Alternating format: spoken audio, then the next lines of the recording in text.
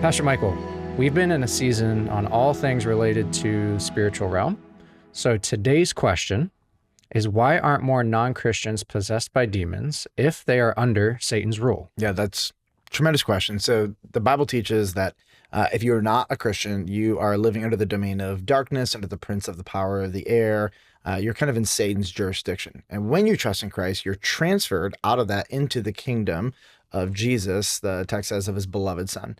So you would think that if you are under the domain of darkness, that the evil one could be able to do with you whatever he wants to do. So I've learned quite a bit on this, and what I would tend to agree with, there's a whole, we'll just say, developed theological system of demonology and exorcisms that came out of the Roman Catholic Church, and all of these kind of ideas, they go back like 1800 years. Okay, so the Protestants didn't quite leave until the 16th century, so we have about 1300 years of shared, we'll say, theology, experience, and practice. So when you kind of go back over historic understandings of demonology, I tend to agree with kind of the Roman Catholic view that in order for possession to actually happen, what is required is that authority needs to be given to a demon in order for them to take over your body. So the idea is this. We've talked about in previous episodes that the spirit realm works on authority. Yeah. And so you have authority over your body and your soul. There are things that they can do to you, but when it comes to actually taking control over you, you have jurisdiction there, and so do I. And so what's interesting is that part of this kind of, it's really experiential theology, if you will. Like, it's what we have observed over the last 1800 years, watching, like, why do some kids experience demonic possession and others don't? What's interesting about children is that whose authority are they under? Mom and dad. Now, somebody might be listening to this and think to themselves, well, what mom and dad would ever give their child over to Satan? Well, lots. And so just go back in history, people would literally burn their firstborn children to Chemosh or Moloch on these brazen altars. Parents do despicable things for their children in order to get ahead all throughout history, and that hasn't stopped.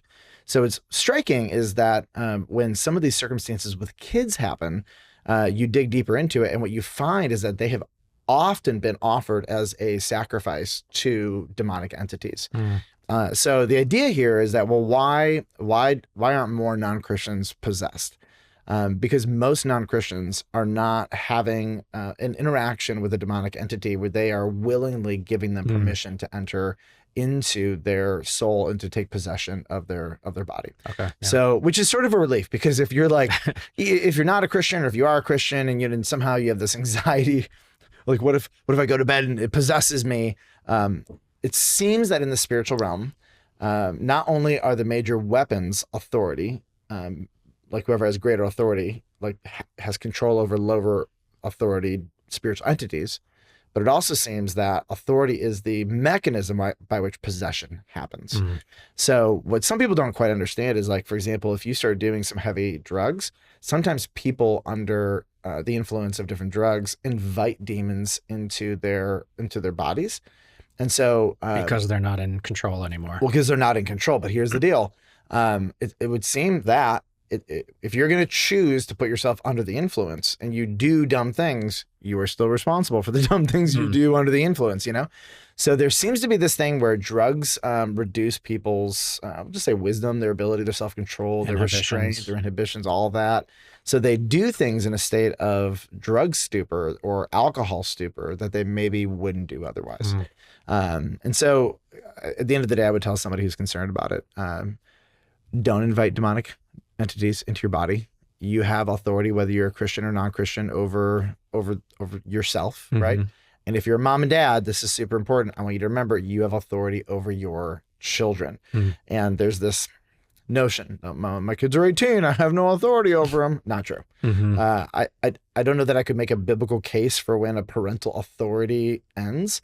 But it's an interesting question to think about. But 18 is an arbitrary American distinction. It might be younger, it might be older, I don't know. But we always take seriously the authority, the spiritual authority that we have over our children when they're in our home and otherwise. So it's just, I think, a really important thing to consider. But remember, the spiritual currency of the of the spiritual realm is authority.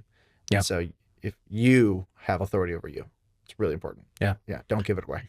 I think that's really helpful as someone who works with teenagers and youth and students to understand also the perspective of parents and their responsibility for authority over their children and how that relates to this question and this topic as well. So I appreciated that personally, selfishly, from my own ministry and perspective. So let me add, just for fun, one more thing into this. You may have heard the term like gateways. You have gateway drugs, whatever. Basically, it's you do these things and they're sort of, they open up access, right? So we've talked about drugs, etc. One of the most consistent gateways is occult practices.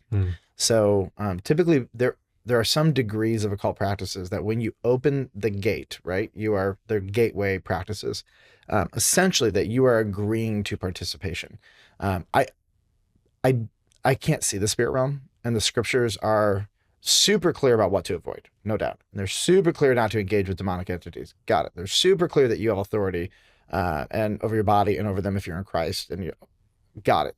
But what I don't understand is to what degree of possession could happen. But what we do know is that once you start participating in occult practices, part and parcel, just integrated into the fabric of the practice, are invitations for them to influence you. So like you might be sitting with somebody and they might ask you to, like, invite the spirit to communicate with you. Well, guess what that is? You've now just invited a spirit in. Now here's the deal. You invite somebody into your home. Okay. You can't control what they're going to do when they get into your home. Yeah. And so don't invite them into your home. Don't invite them into your mind. Don't invite them into your body. Don't invite them into your heart. And you might think to yourself, well, I invited my neighbor over for dinner. I didn't know they're going to blow up my house. I didn't know they're going to trash everything. Right. So, but if you knew that your neighbor did that in every other neighbor's house they went to, well, then you're a fool. That was their mission, and that's how they operate. Right. Yeah. And so God's like, listen, I'm telling you their goal: steal, kill, destroy. So if you let them into your mind, or you let them into your body, even just a little bit, and you're thinking, well, I didn't invite them into my bedroom, so sorry.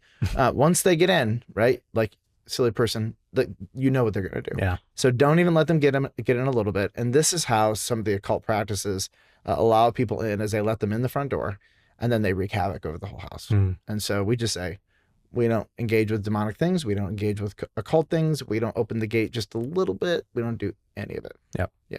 And it takes a lot of discernment, whether you're a Christian or non-Christian, as to what things are like acceptable and what things are pushing the limit and what things you should just avoid altogether. Yeah. So I think it's important that we encourage people to be thoughtful and thinking, especially parents with their kids. And I think that's really helpul. Yeah. And this season, episode 7, we went through a bunch of the practices that we never, ever touch. Yeah.